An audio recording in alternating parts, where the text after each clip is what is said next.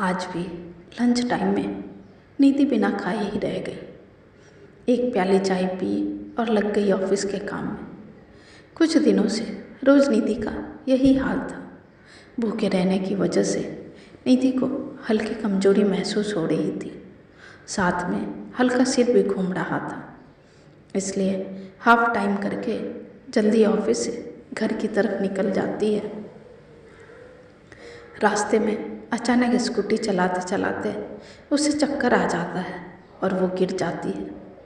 वो तो शुक्र था कि दूसरी तरफ से कोई गाड़ी नहीं आ रही थी, वरना तो आज अनर्थ ही हो जाता। पर जैसे ही वो स्कूटी से गिरी, आसपास के पैदल लोग उसे बचाने के लिए आ जाते हैं। पर पैर में चोट और बेहोशी की वजह से उसे कुछ नहीं पता चलता।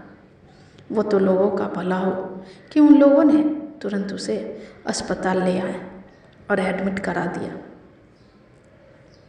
किसी ने निधि के फ़ोन से उसके पति को फ़ोन किया और कहा जल्दी से सिटी हॉस्पिटल पहुंचने। निधि का पति नीरज तुरंत ही अपने ऑफिस से निकल अस्पताल पहुंच जाता है, जहाँ निधि का इलाज चल रहा था। सहायता करने वालों का दिल से शुक्रिया किया और फिर निधि का इंतज़ार करने लगा। थोड़ी देर में नर्स निधि को स्ट्रेचर पर लेकर आती है, जिसे देखकर नीरज भावुक हो जाता है। नर्स निधि को बेड पर लिटा देती है और तब तक वहाँ डॉक्टर भी आ जाते हैं। तब नीरज अपना परिचय देता है कि वो निधि का पति है। ओके कहकर डॉक्टर कहते हैं घबराने की कोई बात नहीं है, हल्की चोट लगी है पैर में, जिससे थोड़ा सूजन रहेगा और ये कुछ दवाइयाँ हैं, इसे मंगवा लीजिए। साथ में कुछ दिनों का रेस्ट भी ज़रूरी है निधि जी के लिए। और हाँ, एक और बात आपसे जानना चाहता हूँ नीरज जी, आपकी पत्नी काफ़ी कमज़ोर है, क्या ये ठीक से खाना नहीं खाती? निधि जी ने मुझे अभी थोड़ी देर पहले बताया कि उन्हें कुछ दिनों से सिर में चक्कर आ रहे हैं और कमज़ोरी भी महसूस हो रही थी। ऐसा कीजिए, इनके खान पान का विशेष ध्यान रखिए। कुछ ताकत की दवाइयाँ भी लिख कर दी है मैंने, इन्हें समय समय पर देते रहिएगा। डॉक्टर की खाना वाली बात सुनकर हक्का बक्का रह जाता है नीरज। फिर कहता है ठीक है डॉक्टर, मैं ध्यान रखूँगा अपनी पत्नी का, पर यहाँ से कब डिस्चार्ज होगी? 1 घंटे बाद आप ले जा सकते हैं अपनी पत्नी को, पर हाँ, घर पर ध्यान रखना पड़ेगा। ऐसा कहकर डॉक्टर वहाँ से चला जाता है और 1 घंटे बाद नीरज भी निधि को लेकर घर जाता है। अचानक घर पर निधि और नीरज को देखकर गिरजा जी, नीरज की माँ, चौंक जाती है और ऊपर से निधि के पैर में पट्टी और माथे पर पट्टी देख परेशान हो जाती है और मन ही मन बुदबुदाती है, लो हो गया महारानी का 1 महीने का आराम। फिर झूठा सहानुभूति दिखाते हुए कहती है अरे बेटा, ये सब कैसे हुआ, कहाँ गिर गई बहू? एक्सीडेंट हो गया था निधि का, कहकर नीरज निधि को कमरे में ले जाता है और उसे आराम करने कहता है। फिर कमरे से बाहर निकलकर नीरज सीधा गिरजा जी के पास जाता है और पूछता है माँ, क्या निधि टिफ़िन लेकर नहीं जाती?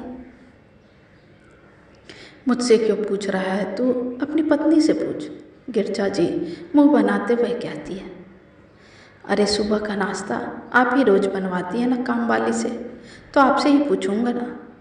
आपने ही कहा था ना कि बहू कच्चा पक्का बना कर जाती है, इसलिए सुबह का नाश्ता मैं ही अपनी देख रेख में बनवाया करूँगी। और जब आप रसोई में रहती हैं सुबह, तो फिर निधि टिफ़िन लेकर क्यों नहीं जाती? क्या नाश्ता ख़त्म हो जाता है या फिर आप कम बनवाती हैं जानबूझकर? तू कैसी बातें कर रहा है नीरज, पत्नी का भूत सवार हो गया है क्या? बरबराते हुए गिरजा जी कहती हैं। नहीं माँ, पत्नी का नहीं, पर सच का भूत जरूर सवार हो गया। आपकी इन्हीं आदतों की वजह से बड़े भैया और भाभी ने ये घर छोड़कर चले गए थे, याद है ना माँ?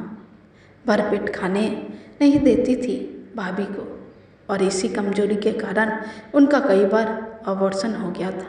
वो तो अच्छा हुआ कि भैया को समय पर अक्ल आ गई और वो इस घर को छोड़ने में भी अपनी भलाई समझे।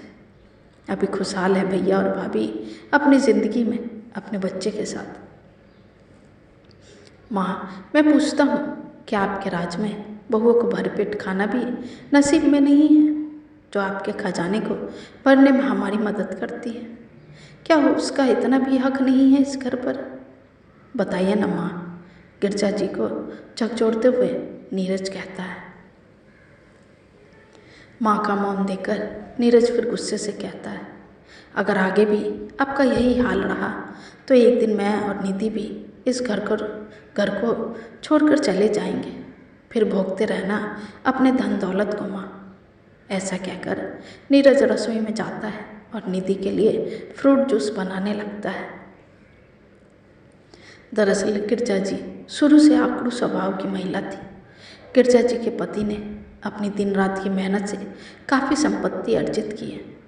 जब तक गिरजा जी के पति जीवित थे तब तक सब ठीक था, पर जैसे ही उनकी मृत्यु हुई, गिरजा जी को अपनी धन संपत्ति का अहंकार हो गया।